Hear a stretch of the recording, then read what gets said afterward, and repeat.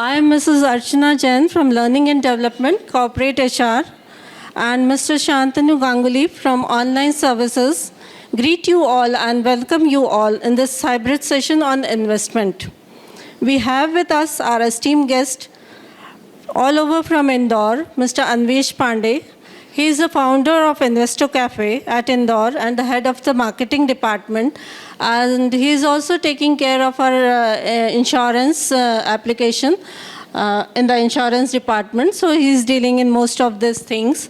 So he is also accompanied by Mr. Nishant Joshi ji and Ms. Tanish Goswami. She is here.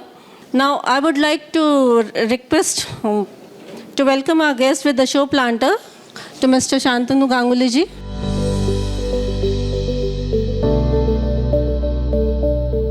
Today's awareness session, we will talk about the difference between the mutual fund and shares, types of mutual funds, example debts and equity, etc., SIPs and types of equity funds, top 10 most popular market funds, and the tax saving benefits which will be taking the knowledge from here.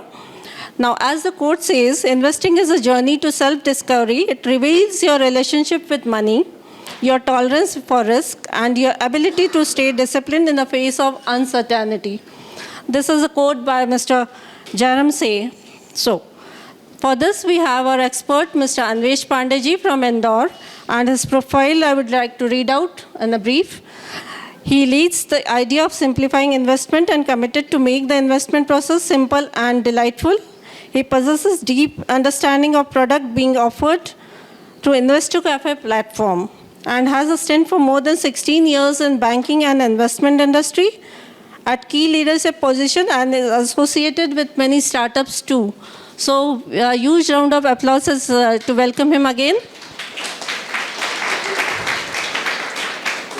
And sir, with this, I would hand over this floor to you. Presentation शुरू करूं उसके पहले आप थोड़ा सा background आपको बताता हूं. हम सब एक चीज़ से सब कोई ज़्यादा या कम परेशान होता है, वो है महंगाई, इन्फ्लेशन. आज हमारे पैसे की बैंक में अगर हम उस पैसे को रखते हैं तो वो एक डिफाइंड तरीके से ग्रो करता है. शायद 2.5 या 3% से सेविंग खाते का ब्याज मिलता है और FD करते तो 6 से 7% या 7.5% का ब्याज मिलता है. पर क्या आपने कभी ये देखा होगा कि महंगाई किस स्पीड से बढ़ रही है ना? 6% एक सरकारी आंकड़ा है. पर क्या हमने देखा है कि दालों के भाव पिछले 5 साल में कितने बढ़े? ऑलमोस्ट डबल हुए. तो अगर 5 साल में कोई चीज़ डबल हुई तो वो आपकी और मेरी जेब पे 14% कंपाउंडिंग के रेट से बढ़ी. तो अगर कोई चीज़ 14% कंपाउंडिंग के रेट से बढ़ी और मेरा पैसा अगर 6%, 7%, 8%, 9% या 10% पे रखा है, तो 1 साल बाद मैं अपने उसी पैसे से उतनी चीज़ कम खरीद पाऊँगा, क्योंकि उसकी वैल्यू कम हो जाएगी पैसे की. हमें दिखेगा ज़रूर कि उस पैसे की वैल्यू बढ़ी है. तो सबसे पहला इन्वेस्टमेंट करने का रीज़न आप सबको ऐसा सोचना चाहिए आगे से कि क्या जिस जगह आप इन्वेस्ट कर रहे हैं उसने पास्ट में, हिस्ट्री में इन्फ्लेशन को कंटिन्यूसली बीट किया है कि नहीं किया है, हराया कि नहीं हराया. अगर आज इन्फ्लेशन की दर 6%, 8%, 10% जो भी है, आप में से कई ऐसे लोग होंगे जिन्होंने अपनी ग्रेजुएशन आज से 5 साल, 10 साल, 15 साल पहले करी होगी. उस समय के ग्रेजुएशन की कॉस्ट या इंजीनियरिंग की कॉस्ट या मेडिकल की कॉस्ट और आज की इंजीनियरिंग, ग्रेजुएशन, मेडिकल की कॉस्ट, आपको लगेगा कि बहुत बहुत ज़्यादा बढ़ोतरी हो गई है दामों में, फ़ीस में. और ये बढ़ोतरी इतनी ज़्यादा हुई है जो कि आपकी हमारी सैलरी या तनख्वाह से कई गुना ज़्यादा. तो क्या आपको अभी हम एग्जाम्पल में बताएंगे कि FD करते रहने से या इंश्योरेंस पॉलिसी करते रहने से हम इन चीज़ों को बीट कर सकते हैं या नहीं कर सकते. तो पहला रीज़न इन्फ्लेशन. दूसरा रीज़न कि आप में से कुछ लोग टैक्स भरते होंगे या कुछ लोग टैक्स के ब्रैकेट में आने वाले होंगे. तो हम कोई पैसा इन्वेस्ट करें तो उसके ऊपर टैक्स या तो ना लगे उसकी ग्रोथ के ऊपर, या कम से कम लगे, तभी इन्वेस्ट करने में ज़्यादा से ज़्यादा बेनिफिट हमारे पास में आएगा. ठीक बात है? मतलब आप पीछे ठीक समझते हैं इस चीज़ को. तीसरी चीज़ लिक्विडिटी. लिक्विडिटी मतलब आज मान लीजिए आपने कोई इंश्योरेंस पॉलिसी ली कि साहब आप 5,000 रुपये महीने का डालिए, 10,000 रुपये महीने का डालिए और आपको 25 साल बाद मान लीजिए 20 लाख रुपए मिलेंगे. पर 25 साल बाद 20 लाख रुपए की एक तो वैल्यू कितनी होगी वो समझ में आनी चाहिए। दूसरी चीज़ ये समझ में आना चाहिए कि अगर कोई इमरजेंसी आई तो क्या ये पैसा बीच में निकल सकता है? नहीं। तो किसी ऐसे इन्वेस्टमेंट में बंद जाना जिसमें कि आप पैसा बीच में नहीं निकाल सकते हैं, वो रिस्क सबसे बड़ी रिस्क। तो उस रिस्क से आपको दूर होना बहुत ज़रूरी है। लिक्विडिटी, अगर आपको कोई मेडिकल इमरजेंसी है या आपको कोई ऐसी चीज़ है कि बेहतर इन्वेस्टमेंट अपॉर्चुनिटी मिल रही है, आजकल तो इन्फॉर्मेशन इतनी अवेलेबल है। मान लीजिए कोई प्लॉट है, ज़मीन का टुकड़ा है या कोई घर है जिसमें आप इन्वेस्ट करना चाहते हैं और आपकी जमा पूंजी अगर ऐसी जगह फंस गई है जहाँ पे आप 20 साल 25 साल बाद बहुत ज़्यादा पैसा मिलेगा भी, तो क्या वो उस समय पे आपकी जो बीच की रिक्वायरमेंट थी उसको फुलफ़िल कर पाएगा? तो एक और ऐसा चीज़ देखनी ज़रूरी है कि हमारे इन्वेस्टमेंट में लिक्विडिटी है कि नहीं है। और चौथी और सबसे ज़रूरी चीज़ है कि जब आप इन्वेस्ट कर रहे हैं तो आजकल क्या हो गया है, सब लोग सोचते हैं डू इट योर सेल्फ, मैं तो खुद ही कर लूँगा। मतलब बड़ा आसान हो गया है कि एक हमने सर दर्द हुआ तो सर दर्द की दवा देखी कि डिस्प्रिन है या एनासिन है और उसको गूगल पे देख करके ले लिया। वैसे ही लोग अपने म्यूचुअल फंड्स या शेयर के इन्वेस्टमेंट के साथ करने लगे हैं और उनके हाथ जलते हैं। तो आपको ये देखना पड़ेगा कि आप किसी एक्सपर्ट के थ्रू कर रहे हैं, आपका कोई पोर्टफोलियो मैनेज कर रहा है, या आप किसी ऐसे इंसान के थ्रू कर रहे हैं जो सुबह तो टीचर है, शाम को पार्ट टाइम में एजेंट है LIC का और उसके थ्रू आपने कोई पॉलिसी ले ली। इसे कैसे देख सकते हैं? कोई सेबी नाम की एक एजेंसी है गवर्नमेंट ऑफ इंडिया की बनाई हुई। जैसे बैंकों को रेगुलेट करता है RBI, वैसे सिक्योरिटी मार्केट को रेगुलेट करता है security exchange board of India. तो जो security exchange board of India approve करता है कुछ एडवाइज़र्स को, उनकी क्वालिफिकेशन को देखते हुए, ऐसी एक हमारी कंपनी इन्वेस्टो कैफ़े जिसने आईसेट के साथ टाई अप किया है फाइनेंशियल प्रोडक्ट्स को डिस्ट्रीब्यूट करने के लिए, जो कि पोर्टफोलियो मैनेजमेंट करने में या सही एडवाइस देने के लिए इंडिविजुअल इन्वेस्टर्स को बताती है। क्योंकि हर किसी की सिचुएशन अलग है। एक ऐसी फैमिली जिसमें कि मान लीजिए ये अर्निंग मेंबर हैं और सिर्फ पेरेंट्स हैं, कोई डिपेंडेंट नहीं है, ना वाइफ है ना बच्चे हैं, तो इनकी सेविंग करने की कैपेसिटी ज़्यादा होगी बनस्पत मान लीजिए आपकी जिसमें हो सकता है कि शायद आपके 2 बच्चे हों, घर पे पेरेंट्स हों, आप अकेले अर्निंग मेंबर हों, भाई बहन हो, उनकी एजुकेशन चल रही हो, तो आप उतना रिस्क नहीं ले सकते। तो आपके लिए किस तरीके से फाइनेंशियल प्लानिंग की जाए, जो फंड उनके लिए ठीक होगा, हो सकता है आपकी एज एक हो पर आपके लिए वो फंड ठीक ना हो। ये कुछ मूलभूत बातें अगर हम सब लोग ध्यान में रखें तो अपनी इन्वेस्टिंग जर्नी को ऐसी बना सकते हैं कि हमारे पास में इतना पैसा इकट्ठा हो जाए, क्योंकि प्राइवेट सेक्टर में काम कर रहे हैं, सोशल सिक्योरिटी या पेंशन तो आपको खुद ही अपनी बुढ़ापे के लिए जमा करनी है। और अपनी लाइफस्टाइल को, मान लीजिए आज अगर आप कोई लाइफस्टाइल को फॉलो करते हैं तो उससे नीचे कोई नहीं जाना चाहता, तो हम उस लाइफस्टाइल को मेंटेन कर सके तो आपको पता होना चाहिए कि हमारे को रिटायरमेंट में कितना पैसा चाहिए। तो वो सारी चीज़ें हुई। महंगाई जो बच्चों की एजुकेशन में आ रही है वो एक चीज़ हुई। हो सकता है आपको आने वाले दिनों में अपना घर बनाना हो, ख़रीदना हो, वो एक चीज़ें हुई। हो सकता है आप अपनी फैमिली के साथ घूमने जाना चाहते हो, आजकल घूमना भी बहुत आसान या मतलब ऐसा नहीं खर्चा होता है, या मेडिकल इमरजेंसी आ जाए, तो ये कुछ ऐसी चीज़ें जिसके लिए आपको सही इंस्ट्रूमेंट में और कितनी बचत करनी है उसके लिए सही एडवाइस की ज़रूरत है। क्या आप लोग मेरी बात से इत्तेफाक रख रहे हैं? ठीक है। एक और सवाल मैं आपसे पूछना चाहता हूं कि आज आप मेरे ख्याल से सब यहाँ आईसेक्ट में किसी न किसी डिपार्टमेंट में काम कर रहे हैं। यहाँ पे आपको क्या लगता है कि क्या आप TCS, Infosys, L&T, SBI, HDFC bank जैसी कंपनियां खड़ी कर सकते हैं? नहीं। पर आपको ये चीज़ तो पता होगी कि ये कंपनियां इंडिया की best of the best companies हैं। ये जो प्रॉफिट कमाती है उसमें से टैक्स जो पे कर रही है उसी से गवर्नमेंट अपना सैलरी देने का काम, अपने एम्प्लॉयज़ को डेवलपमेंट के काम, पेंशन देने के काम, ये सब कामों को करती है। किसानों को सब्सिडी देना या पेंशन देना बुज़ुर्गों को, या जो महिलाओं को स्कीम्स देती है, वो सारी चीज़ें करती है। तो ये पैसा आता कहाँ से? इन कंपनीज़ के टैक्स पेमेंट के थ्रू। क्योंकि ये कंपनियाँ जो भी माल बनाती हैं या सर्विसेज बनाती हैं उसको बेचती हैं, उससे ये प्रॉफिट बनाती हैं। अब आप ये सब चीज़ देख रहे हैं कि ऐसा हो रहा है, सही बात है। और आप ये भी चीज़ देख रहे हैं कि आप चूँकि जॉब में हैं, शायद आपके पास में अभी उतने रिसोर्सेज नहीं है, पर ये कंपनियां प्रॉफिट बना रही हैं। इन कंपनियों को कौन चला रहा है? दुनिया के, हमारे यहाँ इंडिया के बेस्ट कैंडिडेट्स जिन्होंने IIT, IIM या अच्छे कॉलेजेस से पढ़ाई करी, अच्छे इंजीनियर्स, क्या? अच्छा, इस सवाल के जवाब पे आते आते एक और क्वेश्चन पहले आपसे पूछता हूँ, आपका एम्प्लॉय कौन है? क्या आपका कोई एम्प्लॉय है?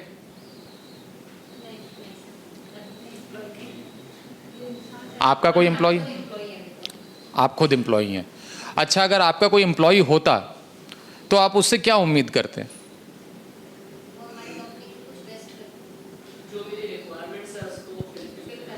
और ग्रो करें। अब जैसे मान लीजिए इस साल कोई बिजनेस लेके आया, उसने 8% 10% से बढ़ोतरी करी, तो अगले साल आप उम्मीद करेंगे, क्योंकि वो एम्प्लॉय एक्सपेक्ट करेगा कि मुझे इंक्रीमेंट चाहिए, तो आप उम्मीद करेंगे कि भाई अगले साल, मैं इस साल तुम्हें इंक्रीमेंट दे रहा हूँ, अगले साल तुम 8% की जगह 15% से ग्रोथ करोगे, तभी वो इंक्रीमेंट एम्प्लॉयर भी देगा। तो आपका एक एम्प्लॉय है, वो है आपका पैसा। अब आप उसे अगर चाहते हैं कि वो 3% पे ग्रो करे तो वो 3% पे ग्रो करेगा, आप चाहते हैं 8% पे ग्रो करे तो वो FD में 8% पे ग्रो करेगा। पर इनफैक्ट अगर आप TCS, SDFC, L&T, इन्फोसिस जैसी कंपनी नहीं भी खड़ी कर सकते, बट ये जो कंपनियां प्रॉफिट बना रही हैं, उनके शेयर लेकर के या ऐसे म्यूचुअल फंड में इन्वेस्ट करके जिनमें इन कंपनीज़ के शेयर हैं, उस प्रॉफिट के भागीदार बन सकते हैं। शेयर लेने का मतलब क्या होता है? मालिकाना हक। अब वो मालिकाना हक हो सकता है आपके पास 2 शेयर का हो, 20 शेयर का हो, 200 शेयर का हो, 20,000 शेयर का हो या 2 लाख शेयर का हो, ठीक है? जितना आपका मालिकाना हक होगा उतनी आपकी उसके मुनाफे में हिस्सेदारी होगी। पर ये होगी अच्छी बातें। कुछ कंपनियां डूबती भी हैं, जैसे बीच में आपने थोड़ा यस बैंक के बारे में कुछ समय पहले सुना होगा, जैसे आपने जेट एयरवेज़ के बारे में सुना होगा, है ना? तो ऐसे कुछ कंपनियां होती हैं जिनकी की रेप्यूटेशन ख़राब हो जाती है, बिज़नेस ख़राब हो जाता है, बहुत सारे कारण होते हैं, गवर्नेंस के इशू होते हैं। हाँ, पेटीएम हुआ, तो ऐसी भी कंपनी है और ऐसी भी कंपनी है जिन्होंने बहुत वेल्थ बनाई और ऐसी भी कंपनी है जिन्होंने वेल्थ को डुबाया। तो अगर हमें पार्टिसिपेट करना है ऐसे प्रॉफिट में, जो कि कंपनियां प्रॉफिट कंटिन्यूसली हर साल बढ़ा करके कर रही हैं, तो हमारी ग्रोथ एक एम्प्लॉय रहते हुए भी मालिकाना हक होने के कारण काफ़ी हो सकती है। तो अब इस प्रेजेंटेशन से मैंने आपको काफ़ी बेसिक से समझाने की कोशिश करी है कि स्टॉक मार्केट या म्यूचुअल फंड या FD या RD ये सब चीज़ें क्यों ज़रूरी है।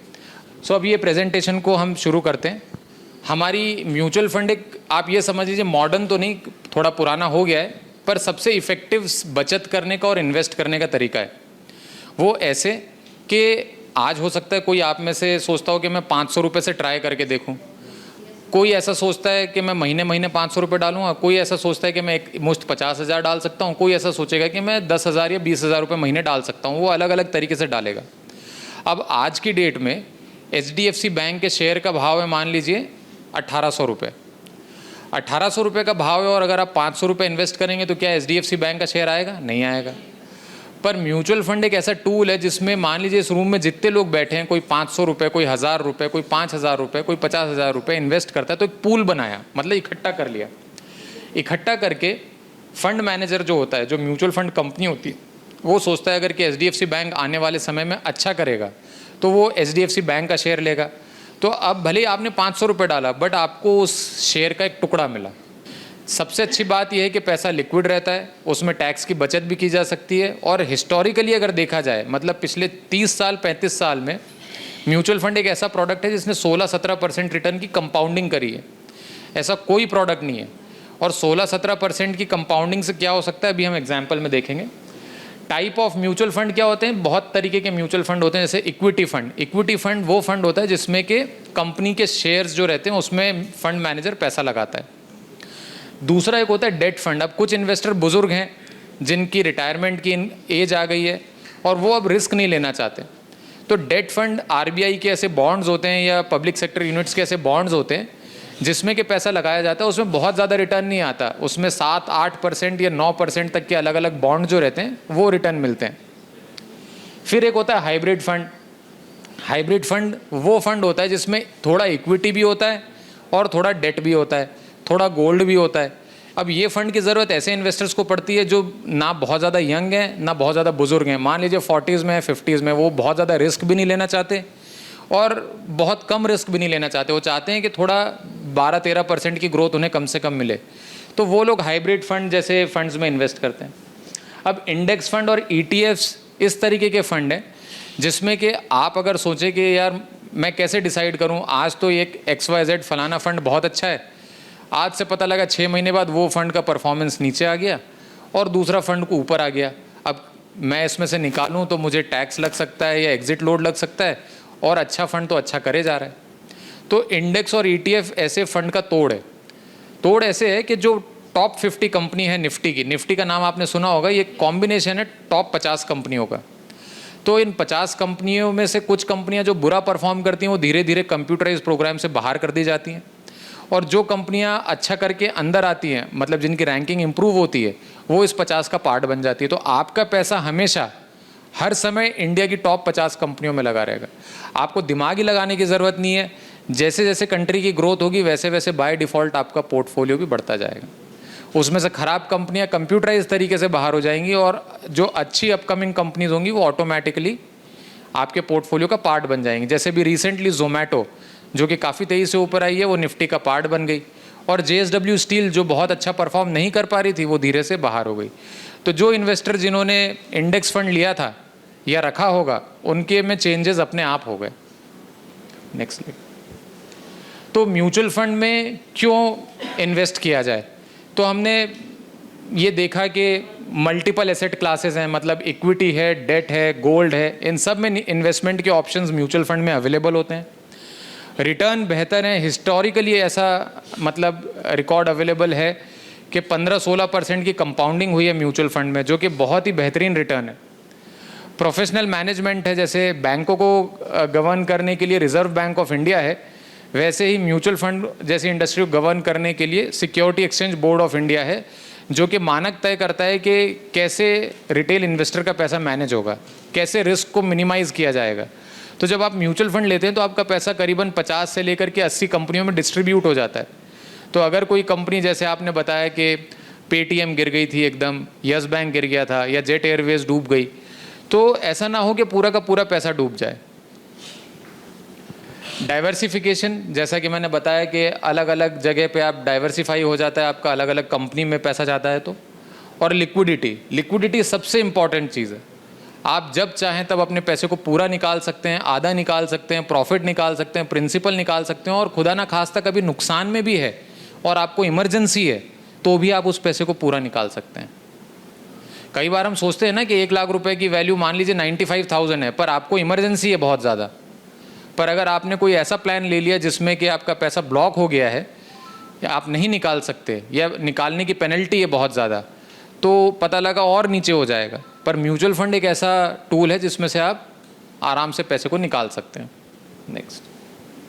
तो ये एक एग्जाम्पल है पावर ऑफ कंपाउंडिंग, जैसा कि आप में से आपने बताया था। एक अगर कोई SIP मतलब सिस्टमैटिक इन्वेस्टमेंट प्लान अगर करता है, एग्जाम्पल के तौर पे 10,000 रुपये महीने का, और उसे लंबा चलाता है, आप में से बहुत सारे लोग यंग हैं, एग्जाम्पल के तौर पे अगर किसी ने 10,000 रुपये महीना सेव किया और उसे 12% का रिटर्न मिला, ये ज़रूरी नहीं है 10,000 ही करना है, कोई 1,000 रुपये भी कर सकता है, कोई 5,000 रुपये भी कर सकता है।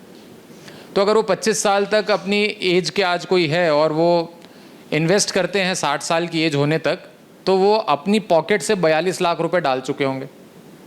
हर महीने 10,000 डाल रहे हैं, मतलब साल का हो गया 1,20,000, और 35 साल तक डालेंगे मतलब 42 लाख रुपए इकट्ठे हो गए उन्होंने जो अपनी पॉकेट से डाले। पर वो 42 लाख की वैल्यू कितनी है? करीब करीब 6.5 करोड़।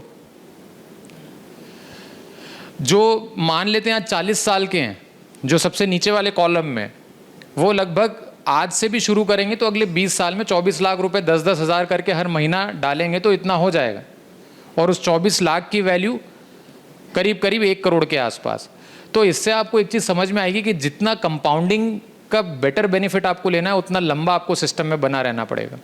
चाहे आप 500 रुपये महीना करें, चाहे 2,000 रुपये महीना करें, चाहे 5,000 करें, 10,000 करें या ज़्यादा करें, जितना ज़्यादा आप सिस्टम में बने रहेंगे उतनी ज़्यादा आपको कंपाउंडिंग की बेनिफिट मिलेगी। उसके भी एग्जाम्पल्स अभी आगे समझेंगे।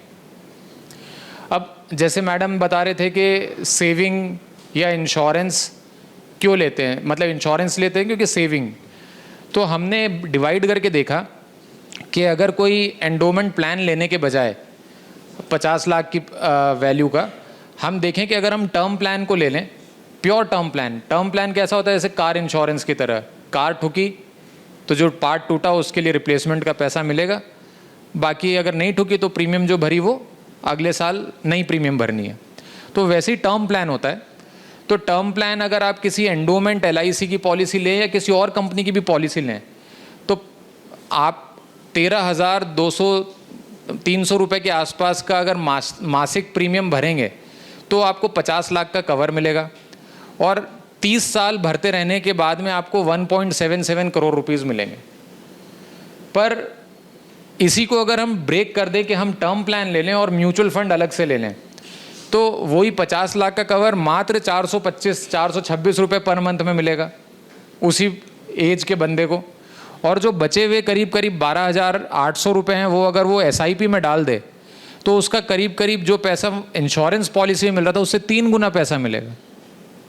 तो ये डिफरेंस क्रिएट हो सकता है जब अगर आप स्मार्टली अपने इन्वेस्टमेंट को प्लान करें तो। नेक्स्ट।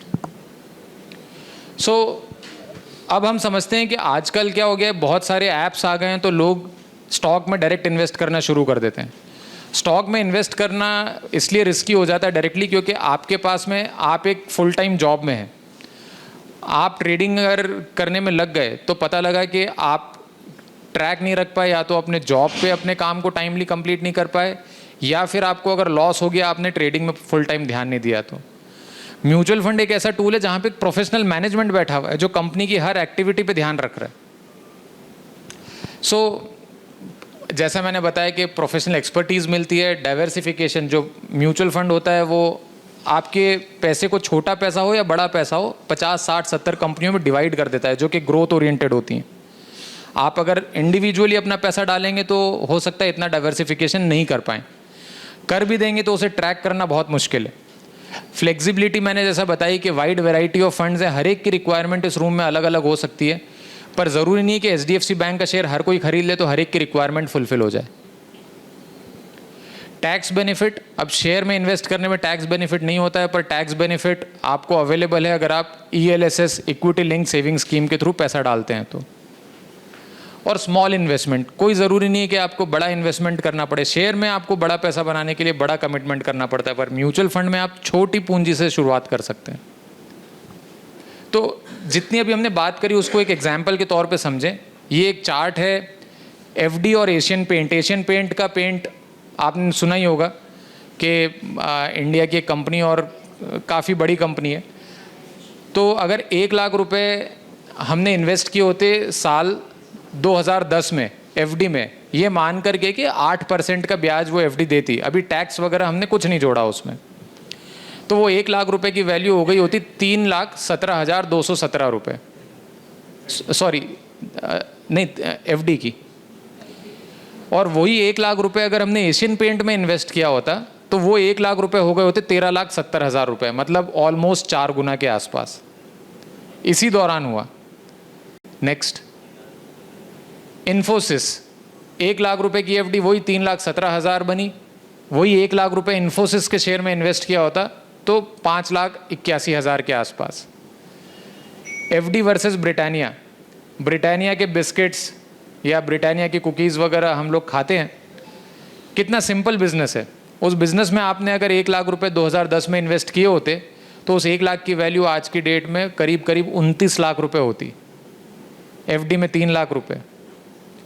पर ये तो अच्छे एग्जाम्पल हुए, हम थोड़ा दूसरी साइड की स्टोरी भी देखते हैं।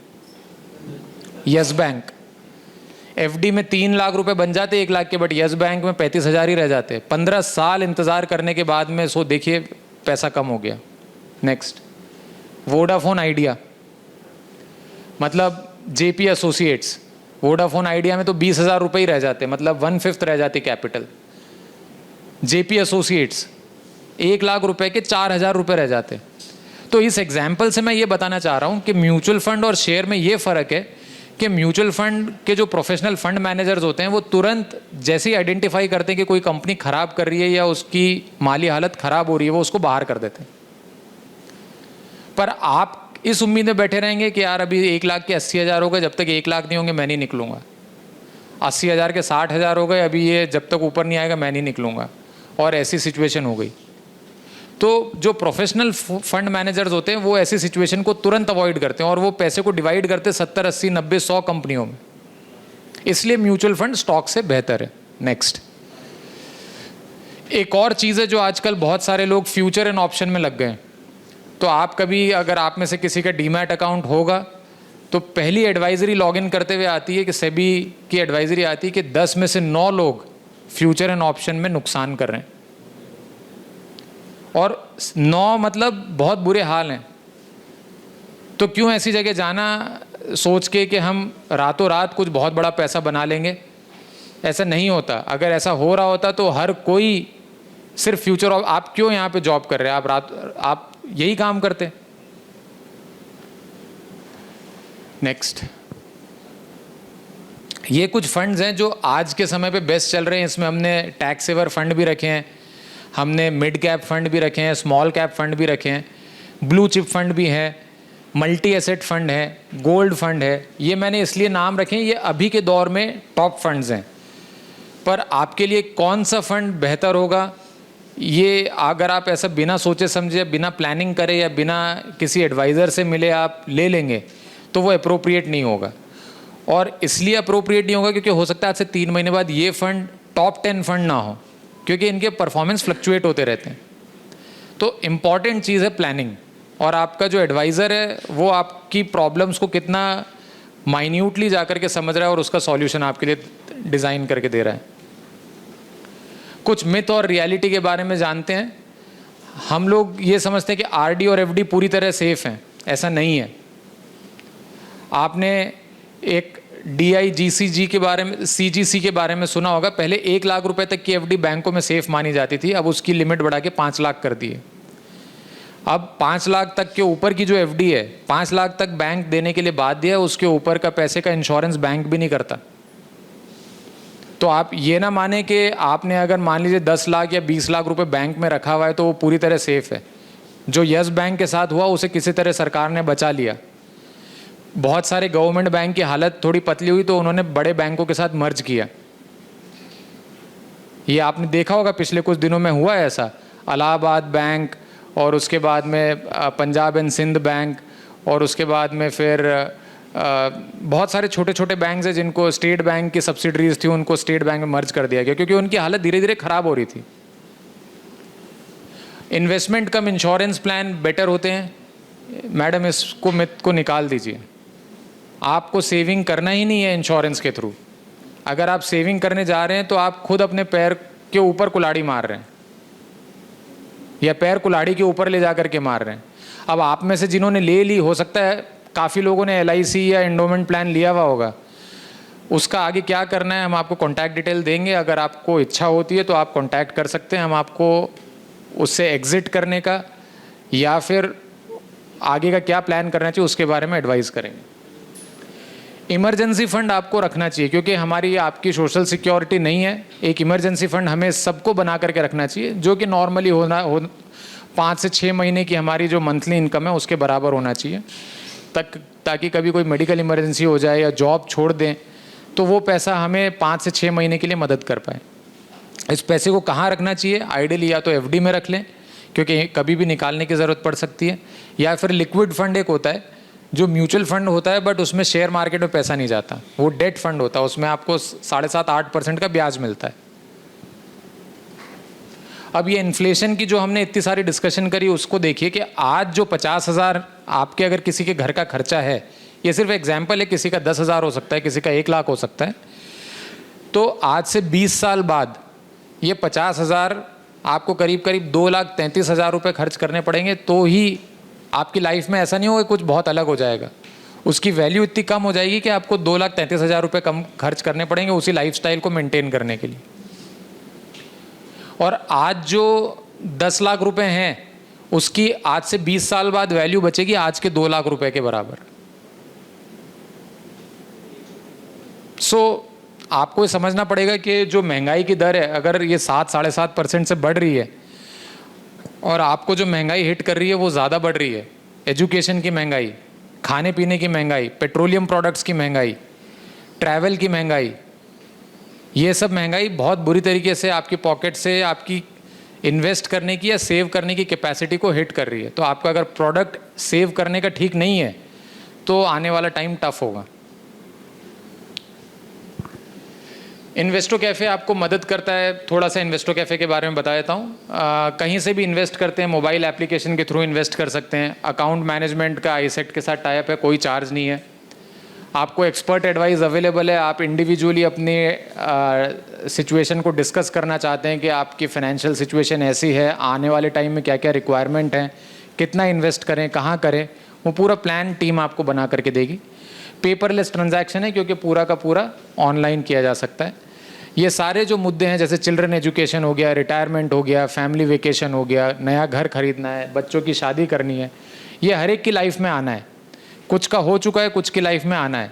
इसके लिए कितना इन्वेस्ट करना है, हो सकता है किसी की कम्युनिटी में 5 लाख रुपए शादी का खर्चा आता हो, किसी कम्युनिटी में 25 लाख आता हो, पर वो अगर खर्चा आएगा तो आज हो सकता है आपके बच्चे 5 साल के हों, तो आपको पता है कि आपके पास 20 से 25 साल का टाइम है। तो आज के 5 लाख 25 साल बाद क्या वैल्यू होगी, पहले तो वो पता लगाना होगा, और वो वैल्यू तक पहुंचने के लिए कितना इन्वेस्ट करना होगा वो आपको पता लगाना होगा। इन्वेस्टो कैफ़े को बहुत सारे लोग पसंद इसलिए करते हैं कि ये पेपरलेस है, कहीं से भी इन्वेस्ट किया जा सकता है, कोई चार्जेस नहीं है, एक्सपीरियंस्ड और एक्सपर्ट की एडवाइस अवेलेबल है, इसमें ज़्यादा कोई झंझट नहीं है और पूरा कंप्यूटराइज प्रोग्राम है, रोबो एडवाइजिंग आपको दी जाती है। नेक्स्ट, म्यूचुअल फंड हुआ, डिजिटल गोल्ड हुआ, इंश्योरेंस हुआ, पेंशन स्कीम हुआ, बॉन्ड्स हुआ, इन सब के बारे में आप कॉम्प्रिहेंसिव एडवाइस ले सकते हैं और चाहे तो इन्वेस्ट कर सकते हैं। इन्वेस्टो कैफ़े के बारे में मैंने बताया। सभी म्यूचुअल फंड कंपनी के जो स्कीम्स हैं वो यहाँ पर अवेलेबल हैं। आप चाहें ले सकते हैं, आप कहीं और से लेना चाहें वहाँ से ले सकते हैं। इम्पॉर्टेंट चीज़ है अपनी फाइनेंशियल कुंडली बनवाना, ताकि आप समझ पाएँ कि आप सही डायरेक्शन में जा रहे हैं कि नहीं जा रहे हैं। नेक्स्ट, कुछ मूल मंत्र हैं ये पूरे डिस्कशन के। अपना इन्वेस्टमेंट जितनी जल्दी चालू कर सकते हैं करें, क्योंकि मैंने आपको एक स्लाइड में बताया था जो जितना लंबा रहेगा इन्वेस्टेड उसकी कंपाउंडिंग की वैल्यू उतनी ज़्यादा बड़ी बनेगी। मंथली इन्वेस्ट करें, इस चीज़ से ना डरें। मार्केट में मंदी आई है, कई लोग डर जाते हैं क्योंकि मार्केट में जब मंदी आई थी 2008 में या कोविड के समय पे, पर मार्केट ने इन सब चीज़ों को पीछे छोड़ दिया। आप ये सोचिए कि आप में से, हम में से कितने लोग शायद कोलगेट का प्रोडक्ट यूज़ करते होंगे। हमारे पेरेंट्स भी करते थे, हमारे मतलब ग्रैंड पेरेंट्स भी करते थे। वो शायद पाउडर वाला करते थे, हम पेस्ट वाला करते हैं। पर वो कंपनी आज की डेट में हर देश में अपने प्रोडक्ट को सेल कर रही है। तो जब मंदी आई तो वो भाव नीचे गिरा, पर वो वापस ऊपर आ गया। डिसिप्लिन बहुत ज़रूरी है। डिसिप्लिन तरीके से अगर आप हर महीने ऊपर नीचे जो भी वैल्यू आई इन्वेस्ट करते रहे, तो आप देखिए, जैसे मैंने एग्जांपल दिया, आज की डेट में जो एशियन पेंट का साइज़ है वो आज से 15 साल पहले एक छोटी कंपनी थी, कितनी बड़ी हो गई। इन्फोसिस एक छोटी कंपनी थी, कितनी बड़ी हो गई। HDFC बैंक एक छोटा बैंक था, कितना बड़ा हो गया। तो आप आज जो छोटे छोटे बीज लगाएंगे वो आने वाले टाइम में 10 साल 15 साल में आपको फल देंगे। लंबा रहेंगे तो लंबा पैसा बनेगा और कंपाउंडिंग रेट बेहतर मिलेगा। नेक्स्ट, ये हमारी कॉन्टैक्ट इन्फॉर्मेशन है, आप चाहें तो फ़ोटो क्लिक कर सकते हैं या हमारे कार्ड्स हम डिस्ट्रीब्यूट कर देंगे, आप कॉन्टैक्ट कर सकते हैं या शांतनु जी को कॉन्टैक्ट कर सकते हैं। अगर आप अपनी खुद की फाइनेंशियल प्लानिंग करवाना चाहते हैं तो हमारी जो टीम है वो आपको हेल्प करेगी इंडिविजुअल लेवल पे। मेरी तरफ से इतना ही। अगर आप लोग के मन में कोई सवाल है जो आप ओपन फोरम में पूछना चाहते हैं तो मैं हैप्पीली उसको आंसर करूँगा। नमस्कार। बहुत यूज़फुल इन्फॉर्मेशन और बहुत उपयोगी विषय पे आप लोगों को जानकारी प्रदान की जा रही है श्री पांडे जी द्वारा। मैं इनसे सिर्फ इतना रिक्वेस्ट करूँगा कि जो बातें इन्होंने बताई हैं उसमें कितना बेनिफिट होगा आपका मुझे नहीं मालूम, लेकिन how to choose best fund, ये मेरे दिमाग में हमेशा क्वेश्चन रहता है कि हम जिस फंड के पीछे जा रहे हैं उसको चूज़ कैसे करें। कुछ पैरामीटर्स होते हैं, उस पर हमको ध्यान देना चाहिए, और वह चीज़ मैं एक्सपेक्ट कर रहा था आपके सेशन में कि आप बताइए कि कितने प्रकार के फंड हैं। मल्टी कैप बताया आपने, फ्लेक्सी कैप बताया, ब्लू चिप, ये वो सब चीज़ें बताई, बट हमको कौन सा फंड चूज़ करना चाहिए ये हमको पता होना चाहिए। क्या पैरामीटर्स हैं, एक्सपेंसेस रेशियोज़ हैं, फंड मैनेजर है, पास्ट परफॉर्मेंस है, बहुत सी चीज़ें होती हैं। तो मैं चाहता हूँ कि इस पे आप थोड़ा फोकस करें कि एक लेमैन कहें या जिसको कि म्यूचुअल फंड की ज़्यादा जानकारी नहीं है, फर्स्ट टाइम एंटर हो रहा है, तो उसको थोड़ा सा नॉलेज हो कि वो कहाँ जाए। क्योंकि एसआईपी अच्छी चीज़ है, बट एसआईपी किस उसमें की जाए, किस स्कीम में की जाए जो उनको लॉस ना हो या प्रॉफिट ज़्यादा मिले। तो मैं चाहूँगा कि आप स्पेसिफिक थोड़ा बताएं प्लीज़। Thank you. सो बहुत ही पर्टिनेंट और इम्पॉर्टेंट क्वेश्चन है सर का। देखिए, प्रॉब्लम ये कि इसका कोई सेट आंसर नहीं है, पर फिर भी कोशिश करूँगा कि आप लोगों को कुछ हेल्प मिले। जैसे एक फ़ंड होता है स्मॉल कैप फंड, जैसे नाम से समझ सकते हैं, इसमें सब छोटी कंपनियां होती हैं। ये या तो बहुत तेज़ी से ग्रो करती हैं या बहुत तेज़ी से इनकी हवा निकल जाती है। तो जो यंग लोग हैं वो इसमें इन्वेस्ट करने का जोखिम ले सकते हैं। उसका कारण क्योंकि उनकी वर्किंग लाइफ बहुत लंबी है, और आज जो HDFC बैंक या एशियन पेंट या TCS की हम बात करें, बड़े हो गए। ये आज से 20 साल 30 साल पहले छोटी कंपनियां थे। तो उन छोटी कंपनियों में से कुछ बड़ी कंपनियां बनती हैं। ऐसा नहीं है कि हर बड़ी कंपनी, आज से 40 साल पहले रिलायंस छोटी कंपनी थी। तो जो यंग लोग हैं वो एक स्मॉल कैप फंड में थोड़ा पैसा डाल सकते हैं। ज़रूरी नहीं है कि अपने अगर 5,000 इन्वेस्ट कर रहे हो तो पूरा 5,000 स्मॉल कैप में डालें। 20% या 30% अपने पोर्टफोलियो का वो एक स्मॉल कैप फंड में डाल सकते हैं। जो मिडिल एज के लोग हैं उनको फ्लेक्सी कैप या मल्टी कैप फंड लेना चाहिए, या फिर उनको मल्टी एसेट फंड लेना चाहिए। उसका कारण ये क्योंकि उनकी लाइफ में अब खर्चे आने वाले हैं। बच्चे बड़े हो गए, एजुकेशन का एक्सपेंस सर पे है, या घर की EMI जा रही है, उसको डिफ़ॉल्ट नहीं कर सकते और पैसे को भी नीचे जाते हुए नहीं देख सकते। तो वो ऐसा फंड लेना चाहेंगे जिसमें बड़ी कंपनियां हो जिससे स्टेबिलिटी मिले, कुछ मिड साइज़ की कंपनी हो जिससे ग्रोथ थोड़ी फास्ट हो, और कुछ छोटी कंपनियां हो जिससे और ज़्यादा फास्ट ग्रोथ मिल सके। और एट द सेम टाइम जैसे सर हैं, सीनियर हैं एज में काफ़ी, तो सर अब अपने रिटायरमेंट को ले चुके हैं, सेकेंड इनिंग्स प्ले कर रहे हैं। अब वो बहुत ज़्यादा रिस्क स्टॉक मार्केट की नहीं लेना चाहेंगे। तो मैं सर जेनरिक बता रहा हूँ, आप मतलब हो सकता है केस टू केस, जैसे मैंने शुरुआत में ही कहा कि ज़रूरी नहीं है हर किसी के लिए एप्लीकेबल हो। मैं एक जेनरिक स्टेटमेंट दे रहा हूँ। जो बुज़ुर्ग है जिसका अर्निंग पोटेंशियल शायद पेंशन पे डिपेंडेंसी हो, वो नहीं चाहेगा कि उसकी पेंशन डिसरप्ट हो। तो वो चाहेगा कि उसे फिक्स उसके खर्चे निकलने के लिए पैसा मिलता रहे। तो वो डेट स्कीम्स को ज़्यादा चूज़ करेंगे या लार्ज कैप फंड्स को ज़्यादा चूज़ करेंगे। एक दूसरा पैरामीटर होता है जो कि अगर आप खुद से करना चाहें तो सर ने जो नाम लिया एक्सपेंस रेशियो। अब एक्सपेंस रेशियो मतलब किसी फंड को मैनेज करने का खर्चा, ये अलग अलग होता है। जितना छोटा फंड होता है उसका खर्चा उतना ज़्यादा होता है, और जितना बड़ा फंड होता है उसका खर्चा उतना कम होता है। छोटे फंड्स नॉर्मली स्मॉल कैप या जो नए लॉन्च हुए होते हैं वो होते हैं, और जो पुराने 20 साल 25 साल से चले आ रहे हैं वो बड़े फंड्स होते हैं। उनका फंड साइज़ 20,000 करोड़, 30,000 करोड़, 40,000 करोड़ ऐसा हो गया होता है। तो जितना खर्चा कम होगा, बनी बात है आपका उतना ज़्यादा पैसा मार्केट में लगेगा। तो ये भी एक पैरामीटर है। तीसरा एक पैरामीटर, आप अगर इन्फॉर्मेशन खुद से निकालना चाहते हैं तो फंड मैनेजर का क्या एक्सपीरियंस है। ये हर स्कीम में लिखा हुआ आता है कि वो 5 साल से इंडस्ट्री में काम कर रहा है या 25 साल से इंडस्ट्री में काम कर रहा है। अब जिसने 25 साल काम किया है उसने मार्केट में अच्छा टाइम और बुरा टाइम दोनों देखा है, तो वो ज़्यादा प्रिपेयर्ड रहेगा आपके फ़ंड को बेहतर तरीके से मैनेज करने के लिए। बट इसके बावजूद कोई ज़रूरी नहीं है कि किसी यंगस्टर को सिर्फ स्मॉल कैप ही लेना चाहिए और किसी सीनियर को सिर्फ इंडेक्स फंड या डेट फंड लेना चाहिए। इंडिविजुअल सिचुएशन हर बार वेरी कर सकती है, और वो वेरी करती है तभी आपको फाइनेंशियल प्लानर की ज़रूरत पड़ती है। तो ये एक मिक्स एंड मैच है। खुद करना चाहें तो कुछ सेट ऑफ रूल्स हैं। कम खर्चे वाला फ़ंड लें, जितने ज़्यादा यंग हैं उतना ज़्यादा रिस्क ले सकते हैं तो उतने एग्रेसिव फंड्स में जा सकते हैं, और जितने ज़्यादा हायर एज ग्रुप के लोग हैं वो कंजर्वेटिव फंड्स की तरफ जा सकते हैं। तो अपने रिस्क प्रोफाइल को असेस करना बहुत ज़रूरी है। आई थिंक मैंने आंसर किया सर। और कुछ क्वेश्चंस हों आपके तो प्लीज़ पूछें। अच्छा, शेयर मार्केट में शेयर परचेज़ करना या IPO में पैसे डालना और शेयर अलॉट होना, दोनों में से कौन सा सेफ़ या बेटर है? ठीक है, देखिए, कोई भी शेयर जब पहली बार स्टॉक मार्केट में लिस्ट होता है तो अपनी इनिशियल पब्लिक ऑफरिंग करता है। पहली बार वो शेयर मार्केट में वो कंपनी पैसा रेज़ करने के लिए आती है। तो जब वो पैसा रेज़ करने के लिए आती है तो बिड लगाई जाती है हर रिटेल इन्वेस्टर के द्वारा कि मुझे इसमें 50 शेयर लेने हैं, जो भी उसमें मिनिमम क्वांटिटी बिड करने के लिए होती है उसके लिए।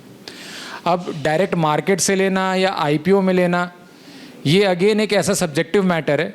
देखिए, अगर कोई अच्छे ग्रुप की कंपनी है, जैसे अभी कुछ समय पहले आईपीओ आया था बजाज हाउसिंग फाइनेंस का, तो बजाज हाउसिंग फाइनेंस एक अच्छे ग्रुप की कंपनी है। ऐसी उम्मीद है कि कॉर्पोरेट गवर्नेंस भी बहुत बेहतर होगा। इस कारण से लोगों ने उसमें खूब बम्पर सब्सक्रिप्शन किया और वो डबल पे खुला। तो किस्मत की बात है कि हर किसी को सब्सक्रिप्शन मिला कि नहीं मिला। बट जिन्होंने आईपीओ के बाद में, क्योंकि वो ऑलमोस्ट 3 गुने जैसा हो गया था, 190 रुपये के आसपास लिया, वो आज नुकसान में बैठे हैं। कंपनी में कोई खराबी नहीं है, पर वैल्यूएशन करना इंडिविजुअल इन्वेस्टर को थोड़ा मुश्किल पड़ता है। इसलिए कई बार अच्छी कंपनी भी महंगे रेट पे अगर ले ली तो पता लगा नुकसान हो गया, और नुकसान लंबे दौर पे चलता रहा। तो मैं ये नहीं कह रहा हूँ कि म्यूचुअल फंड ले लीजिए। जिसको ललक है, जिसको समझ है, या जो चाहता है डायरेक्ट शेयर में पार्टिसिपेट करना, वो इसके बारे में और ज़्यादा से ज़्यादा पढ़ सकते हैं और उसके बाद में ये कॉल लें। शेयर मार्केट में मार्केट अभी पिछले 2-3 साल अच्छा था, इसलिए लोग बहुत सारे आ गए। आपको सतर्क रहना ज़रूरी है। तो आईपीओ में ले सकते हैं, कोई प्रॉब्लम नहीं है, पर वो अच्छे ग्रुप की कंपनी हो तो लें।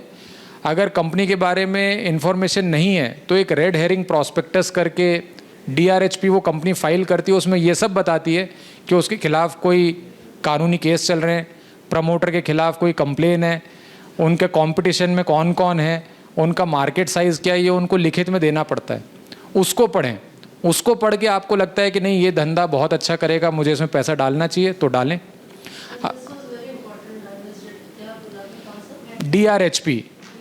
DRHP एक कंपनी का प्रॉस्पेक्टस होता है। जब वो आईपीओ लेकर के आती है तो अपने बारे में पूरी इन्फॉर्मेशन, पूरा बही खाता देती है। ये सब बताती है कि उसके खिलाफ कोई कानूनी केस हैं। आप बनी बात है कि किसी ऐसी जगह पैसा नहीं डालना चाहेंगे जिसका प्रमोटर कानूनी उलझनों में फंसा हुआ हो, क्योंकि आपने पैसा लगा दिया और उसको जेल में डाल दिया तो कल को आपने जिस कंपनी में पैसा लगाया उसको मैनेज कौन करेगा, या क्या उसमें इतना प्रोफेशनल मैनेजमेंट है। तो तमाम पैरामीटर्स होते हैं। बहुत सारे कॉम्पिटिटर हैं तो आपको लगेगा कि यार ये इतने सारे कॉम्पिटिटर हैं तो इसके पास एज क्या है। अगर कोई कंपनी में एक लौती कंपनी होती है एक सेक्टर में तो हो सकता है आप इन्वेस्ट करते। तो बहुत सारे मल्टीपल पैरामीटर्स पे उस कंपनी के बिजनेस मॉडल को असेस किया जाता है। जहाँ तक सर ने एक क्वेश्चन और उठाया थीमेटिक फंड, तो थीमेटिक फंड होता है जैसे कि आपने किसी पर्टिकुलर थीम में इन्वेस्ट किया। थीम मतलब आईटी कंपनीज। अब इंडिया में बहुत सारी आईटी कंपनीज जैसे TCS, Infosys, L&T Mindtree, HCL technology, persistent system, happiest minds, बहुत सारी हैं। तो एक इंडेक्स आईटी कंपनी का बना दिया फंड मैनेजर ने और उसी थीम में इन्वेस्ट किया, या जो अपकमिंग कंपनीज है आईटी सेक्टर की उसमें इन्वेस्ट किया। अब ये थीमेटिक फंड बैंकिंग साइड भी हो सकता है, आईटी साइड भी हो सकता है, FMCG कंपनीज का भी हो सकता है। इन फंड्स में थोड़ी रिस्क ज़्यादा होती है, क्योंकि अगर सेक्टर बैंकिंग अगर अच्छा कर रहा है तो सभी बैंक्स ऑलमोस्ट मोर और लेस अच्छा करेंगे, क्योंकि इकनॉमी में क्रेडिट की डिमांड ज़्यादा है। बट अगर बैंकिंग में मान लीजिए लॉसेस हो रहे हैं तो सभी बैंक्स मोटा उन लॉसेस से परेशान होते हैं और पूरा सेक्टर गिरता है। तो इस तरीके के म्यूचुअल फंड को इन्वेस्ट करने के लिए काफ़ी एक्सपर्टीज़ की ज़रूरत होती है, तभी इसमें इन्वेस्ट करना चाहिए। इनमें रिटर्न कई बार ज़्यादा भी बनते हैं और नुकसान भी ज़्यादा हो सकता है। तो इसलिए आपको इसको थोड़ा सोच समझ के या फिर एक्सपर्ट की सलाह से आगे बढ़ना चाहिए इसमें। और कोई क्वेश्चन हो तो प्लीज़ बताएं। क्वेश्चन है, जी हाँ, सभी के लिए रहेगा इम्पोर्टेंट, कि जैसे अगर एक इंडिविजुअल इन्फोसिस का शेयर लेना चाहता है और वही इंडिविजुअल अगर इन्फोसिस में म्यूचुअल फंड पे अगर डालना चाहता है वहाँ पे, तो दोनों में कैसे सूटेबिलिटी रहती है एक आम नॉर्मल आदमी के लिए जिसकी सैलरी भी कम है, जिसका सब कुछ कम है, तो वो जो डिफरेंस है। देखिए मैं आपको सबसे बेसिक चीज़ बताता हूँ कि जो पहली बार शुरुआत करेगा, या इन्फोसिस का मान लीजिए आज आपने अकेले कंपनी का शेयर लिया तो आपकी 100% रिस्क इन्फोसिस के अच्छे परफॉर्मेंस और बुरे परफॉर्मेंस के साथ में लिंक हो गई। इन्फोसिस हमारी ऐसी उम्मीद है कि अच्छा करेगा तभी हमने शेयर लिया, पर अगर ख़राब करेगा तो हमारा पूरा पैसा नीचे जाएगा। वहीं अगर इन्फोसिस किसी म्यूचुअल फंड का पार्ट है जिसमें और भी 40-50 कंपनियां हैं बट इन्फोसिस भी है, तो वही मेरा पैसा डिवाइड हो गया है। उन 40-50 कंपनियों में, चाहे आपने 1000 रुपये लगाया हो या 10,000 रुपये लगाया हो, तो आपकी रिस्क एक तो कम हो गई। दूसरी चीज़, कई ऐसे इन्वेस्टर होते हैं जो सोचते हैं कि मैं छोटी पूंजी से शुरुआत करूं, पहली बार जा रहा हूं तो छोटा पैसा लगाऊं, 500 रुपये महीना लगाऊं। अब इन्फोसिस का शेयर ही 1800 रुपये का है, तो 500 रुपये में 1800 रुपये का शेयर कैसे लेंगे? पर वही म्यूचुअल फंड के थ्रू लिया तो उसमें आपको इन्फोसिस तो मिला ही मिला, उसका एक टुकड़ा मिला, पर आपको उसकी ग्रोथ का पार्ट तो बने आप। ऐसा तो नहीं कि आप पूरी तरीके से मिस कर गए। तो ये फ़र्क ऐसे होता है।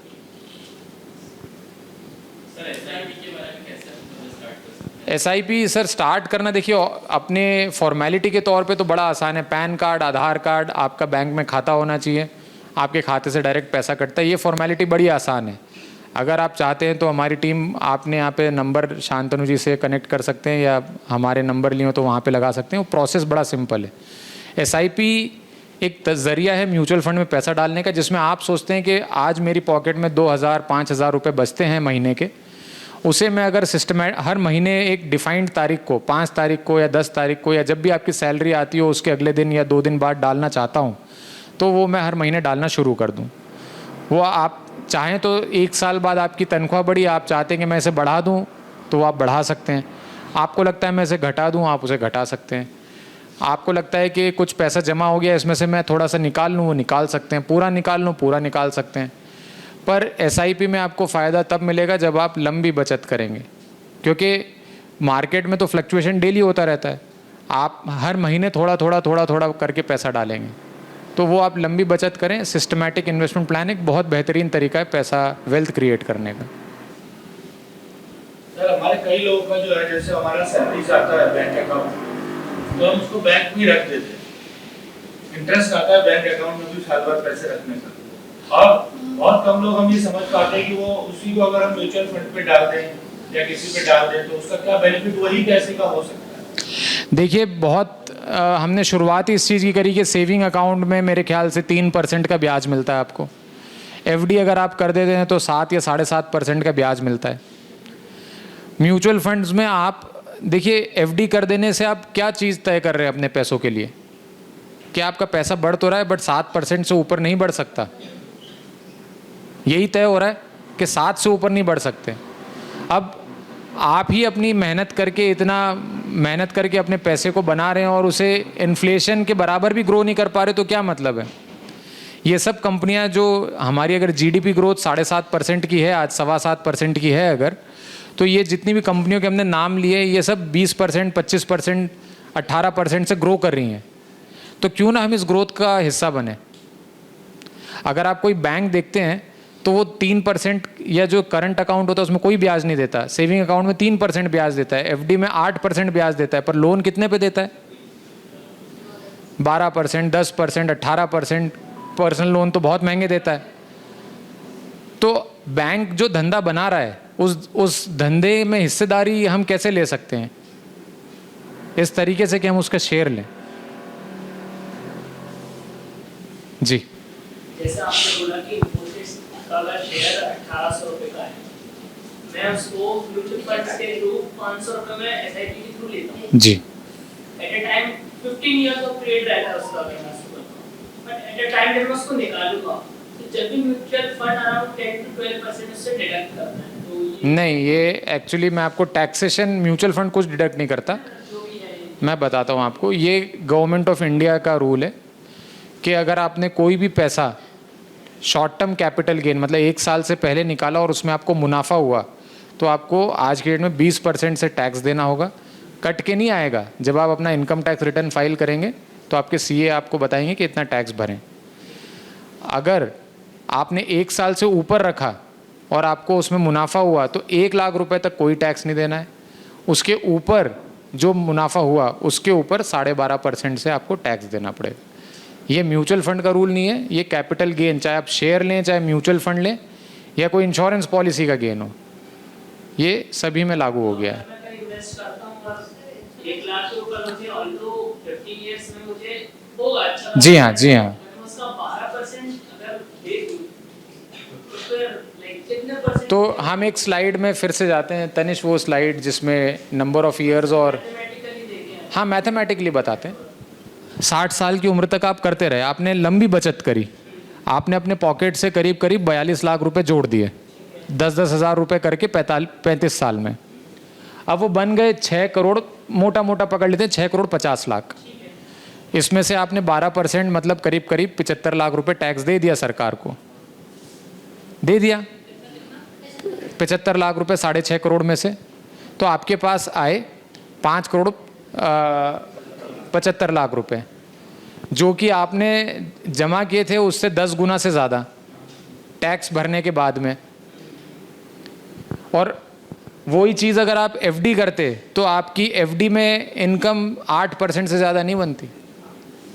तो आपको बेनिफिट तो है, टैक्स देने में क्या बुराई है। और टैक्स तो वहाँ भी लगेगा, आप जब टैक्सेबल ब्रैकेट में जाएंगे 10% टीडीएस कटना है, या फिर आप हायर ब्रैकेट्स में तो 20% 30% उस सबसे टैक्स तो चुका ही रहे। कई जगह वो 80C का समथिंग कुछ, वो ईएलएसएस बताया मैंने आपको, इक्विटी लिंक सेविंग स्कीम, पर वो आप अगर टैक्सेबल इनकम में आते हैं तो 1.5 लाख रुपए तक टैक्स बचाने के लिए एटीसी में इन्वेस्ट करते हैं। जब विड्रॉ करते हैं तो टैक्स ब्रैकेट में अगर आपका मुनाफा हुआ है तो शॉर्ट टर्म या लॉन्ग टर्म के हिसाब से टैक्स तो देना ही होगा।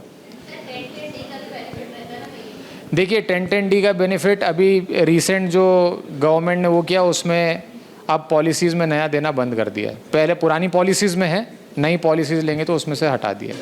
टैक्सेशन अब एप्लीकेबल है। 2 क्वेश्चंस आए हैं। Dhananjay Gujarati, how does bank FD rate compare to others in the market? And second question है, पीएसयू सेक्टर ज़्यादा सेफ है या प्राइवेट सेक्टर इन्वेस्टमेंट के लिए? 20 साल का व्यू हो तब। तो एफडीज़ को अगर हमें एफडी से ही कंपेयर करना है तो एनबीएफसीज़ भी होती हैं जो कि एफडी देती हैं, जैसे Shriram transport finance, Mahindra and Mahindra finance, Bajaj finance. इनके एफडी के रेट थोड़े से ज़्यादा होते हैं। जो ज़्यादा एफडी का रेट देगा उसकी बुक्स में रिस्क भी ज़्यादा होगी, जो कम एफडी का रेट देगा उसकी बुक्स में रिस्क भी कम होगी। सीधी सी बात। दूसरा क्वेश्चन था कि पब्लिक सेक्टर यूनिट में इन्वेस्ट करना चाहिए प्राइवेट सेक्टर में।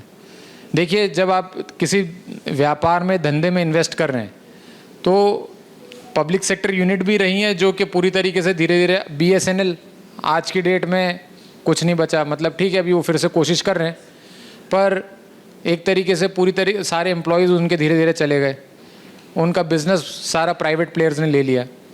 पब्लिक सेक्टर बैंक अभी पिछले टाइम से कुछ अच्छा कर रहे हैं, पर उनका काफ़ी सारा बिजनेस जो है वो HDFC bank, axis bank, ICICI bank, Kotak bank, IndusInd bank इन्होंने ले लिया। एट द सेम टाइम कुछ व्यापार ऐसे हैं जैसे हिंदुस्तान एरोनॉटिक्स, तो वो जो प्लेन बनाने का काम है वो कोई प्राइवेट सेक्टर में नहीं कर रहा है, वो गवर्नमेंट की कंपनी करती है। तो हर बिज़नेस को, चाहे पब्लिक सेक्टर का हो प्राइवेट सेक्टर का हो, उसे हमें इंडिविजुअली असेस करना पड़ेगा कि उस बिज़नेस में इन्वेस्ट क्यों किया जाए, क्यों किया जाए कि मेरा पैसा बढ़ेगा, या कोई और आकर के इस बिज़नेस को इस कंपनी से छीन नहीं सकता। जब तक वो कॉन्फिडेंस नहीं आएगा तब तक उस बिज़नेस में इन्वेस्ट करना है कि नहीं करना है सोचना चाहिए। तो ऐसा कुछ नहीं है कि पब्लिक सेक्टर सेफ़ है, प्राइवेट सेक्टर सेफ़ नहीं है। पैसा वहाँ बनता है जहाँ पे प्रॉफिट ज़्यादा बनाती है कंपनियाँ, और प्रॉफिट वो ज़्यादा बनाता है जो कि ज़्यादा डिसिप्लिन्ड है, ज़्यादा एग्रेसिव है, एफिशिएंटली कैपिटल को एलोकेट कर रहा है, वो लोग ज़्यादा प्रॉफिट बनाते हैं, कंपटीशन को बढ़ने नहीं दे रहा है।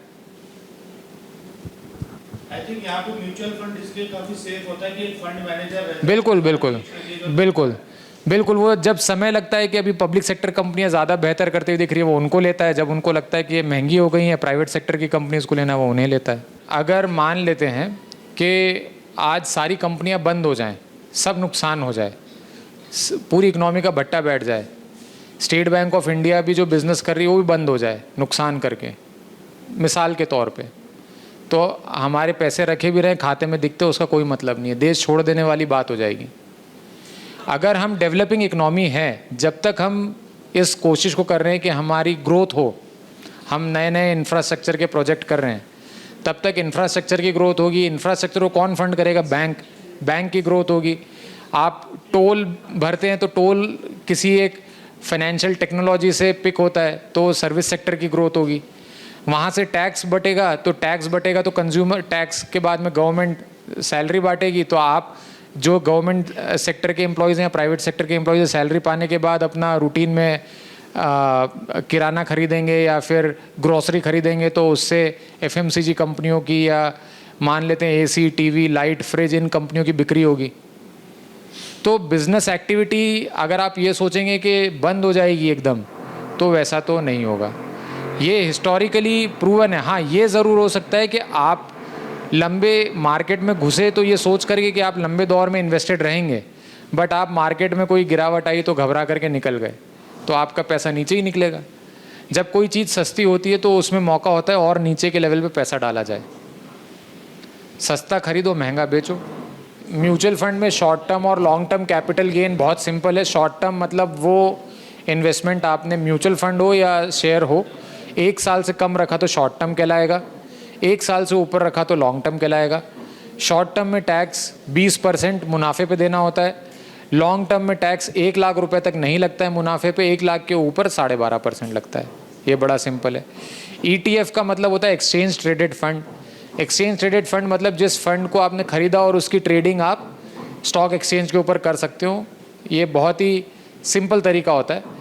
आप म्यूचुअल फंड को अगर एक्सचेंज पे ना खरीदें तो भी उसको अगर आपको सेल करना हो तो आप म्यूचुअल फंड हाउस को वापस बेच देते हैं, और अगर आपको एक्सचेंज पे से खरीदना हो तो आप एक्सचेंज पे वापस बेच सकते हैं जब पैसों की ज़रूरत हो। ये बड़ा आसान एक्सचेंज ट्रेडेड फंड होता है। आज से 10, 15, 20 साल बाद अगर आज आप FD करेंगे तो हमने देखा इन्फ्लेशन आपके पैसों के साथ क्या करने वाला है। आपकी किस्मत आपके हाथ में है। मार्केट नीचे है तो भी इन्वेस्ट करें, थोड़ा ऊपर आए तो भी इन्वेस्ट करें, टुकड़ों टुकड़ों में इन्वेस्ट करते रहें लॉन्ग टर्म में। आप सबके पास में आज मोबाइल है, जाकर के देखिएगा HDFC बैंक आज से 20 साल पहले क्या हुआ, कितने भाव का हुआ करता था, आज क्या भाव है। कोटक बैंक क्या भाव का हुआ करता था, आज क्या भाव है। स्टेट बैंक ऑफ इंडिया क्या भाव का हुआ करता था, आज क्या भाव है। और कंपेयर करिए कि आप RD, FD, इंश्योरेंस पॉलिसी कर रहे हो, उसमें क्या ग्रोथ हुई है। तो ये फैसला आपको लेना है। मैं और मेरी टीम आपको बता सकते हैं कि कहाँ पर रिटर्न की पॉसिबिलिटी ज़्यादा है।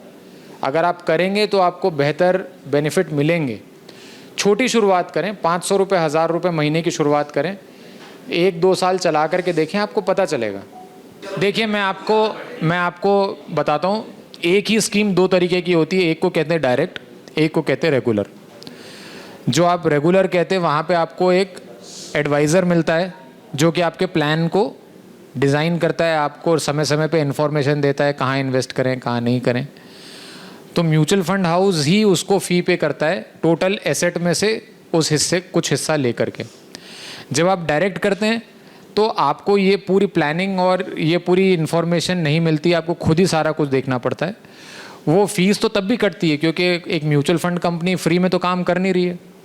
तो वो फीस जैसे मान लेते हैं अगर 1% काटती है क्योंकि उसमें से कुछ हिस्सा आपके एडवाइज़र को देती है, तो बिना एडवाइज़र वाले प्लान में अगर आप जाएंगे तो उसमें 80 पैसा काटेगी, 75 पैसा काटेगी, 70 पैसा काटेगी। वो फंड के साइज़ पे डिपेंड करता है। ये दोनों ऑप्शन अवेलेबल होते हैं, आप अपनी सुविधा से उस पर फैसला ले सकते हैं। देखिए गोल्ड हिस्टोरिकली देखा गया है कि वो जो महंगाई की दर है उसका हेज है। हेज मतलब जितनी महंगाई बढ़ती है उतना ही मोटा मोटा गोल्ड बढ़ता है। तो 7%, 8% की महंगाई है, 7-8% का गोल्ड। आपने देखा होगा 2008 में गोल्ड में तेज़ी आई थी, तो अगले 2-3 साल में जब मंदी आती है, जब किसी करेंसी के ऊपर डाउट होता है, तो गोल्ड में तेज़ी आती है। गोल्ड ईजिली कन्वर्टेबल है कैश में। तो उस टाइम पे गोल्ड 23 से गया 30,000 तक, फिर 30,000 जा कर के वो ऑलमोस्ट 30,000, 32,000, 33,000, 27,000 के बीच में 8-10 साल तक कुछ भी नहीं हुआ।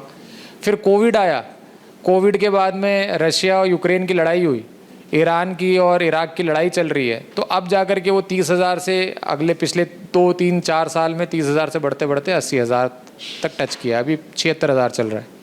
तो गोल्ड में कुछ पैसा डालना चाहिए, कोई बुराई नहीं है। किसी को लगता है कि मैं 500-500 रुपये करके गोल्ड इकट्ठा करूं, म्यूचुअल फंड के थ्रू करूं, वो भी कर सकता है। अब 500 रुपये में आप गोल्ड का सिक्का खरीदने जाएंगे तो क्या आएगा, 10 ग्राम 80,000 का है। तो आप उसको पेपर फॉर्मेट में म्यूचुअल फंड के थ्रू ले सकते हैं कि 500 रुपये से करके लेते गए, उसमें कोई मेकिंग चार्ज भी नहीं है। बहुत सारी चीज़ें जो है अभी आपको सर ने क्लियर किया। दो तीन चीज़ें मैं बताना चाहूँगा जो कि एक वाइंड अप के तौर पे भी मैं बताना चाहूँगा। तो अभी 1-1.5 घंटे से हमने बहुत सारी चीज़ें सुनी, तो एकदम लेमैन लैंग्वेज में जो हम बैठे हुए हैं अगर हमको समझना है तो म्यूचुअल फंड का जो इन्वेस्टमेंट हम लोग करते हैं वो इसीलिए सबसे ज़्यादा सेफ़ होता है क्योंकि अगर जब हम शेयर्स पे जाते हैं तो किसी भी एक पर्टिकुलर कंपनी का एक शेयर लेने के लिए भी हमें मोटा पैसा देना पड़ता है, डालना पड़ता है। कोई भी हम अच्छे से MRF की बात कर लीजिए तो 4,000 रुपये का शेयर है ना। तो लेकिन जब हम म्यूचुअल फंड में आना चाहते हैं तो एक पूरा सेक्टर में हमारा इन्वेस्टमेंट हो जाता है और 500 रुपये 1,000 रुपये की SIP के थ्रू हम लोग उसी पूरे सेक्टर को भी इन्वेस्टमेंट कर सकते हैं।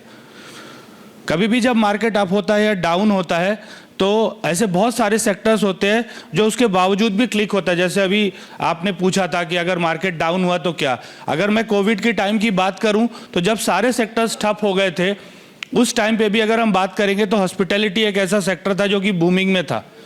कोविड उनके लिए वरदान के जैसा साबित हुआ एकदम से अगर बात करने जाए तो जो फंड मैनेजर की बात अभी सर बता रहे थे, तो ऐसे पोजीशन भी जब मार्केट पे आता है तो हमारा फंड मैनेजर क्या करता है, उस फंड को उस सिस्टमेटिक तरीके से उसको मूव ऑन करता है ताकि हमारे फंड का लॉस नहीं होता है।